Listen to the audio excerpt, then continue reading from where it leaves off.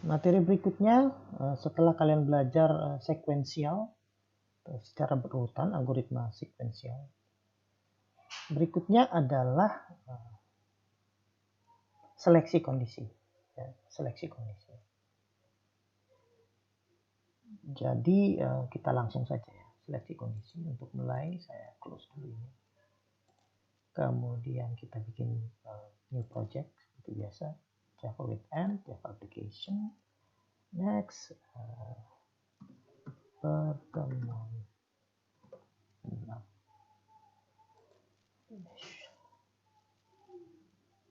Kita hilangkan. Kemudian menjelaskan. Langsung ke contoh ya.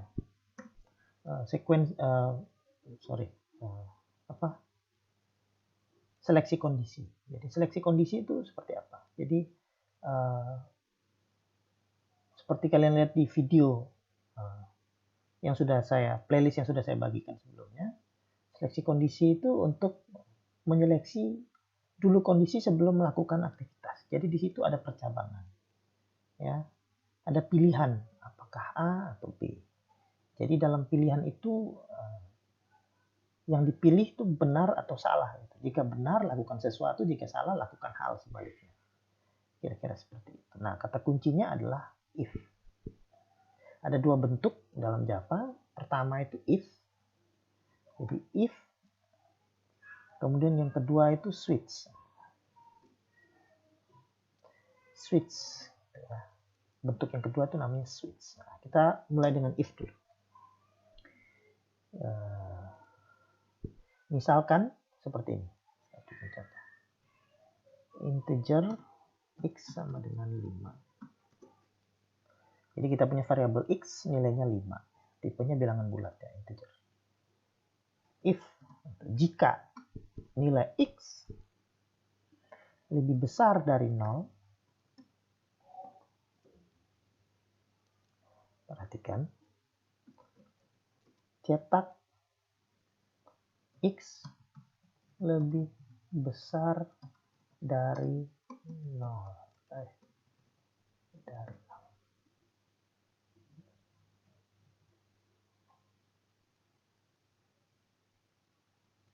Gitu ya.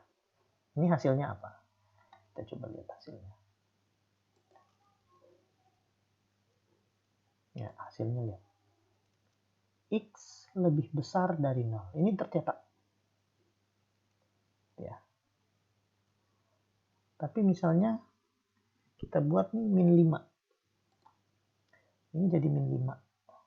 Ya, kita coba run. Tidak ada apa-apa. Jadi karena x, di sini ditanya, apakah x lebih besar dari 0? Ternyata x itu min 5, alias lebih kecil dari 0. Karena dia lebih kecil dari 0, maka semua yang di dalam kurung ini tidak akan dieksekusi karena jawabannya salah. Paham ya? Jadi ketika ini salah nilainya, atau ketika ini bernilai false, maka yang ada di dalam sini tidak akan dieksekusi. Dia akan melompati ini, lanjut ke baris berikutnya. Kebetulan di baris berikutnya tidak ada apa-apa. Jadi tidak ada perintah. Oleh karena itu hasilnya kosong. Tetapi jika misalnya di sini ada perintah mencetak misalnya. Mencetak by gitu. Kalau kita run lagi, maka by-nya akan tercetak. Tetapi x lebih besar dari 0 tidak akan tercetak. Karena sekali lagi kondisinya tidak terpenuhi. Seperti itu. Bisa ya. Nah, tetapi jika x kita taruh 3 misalnya,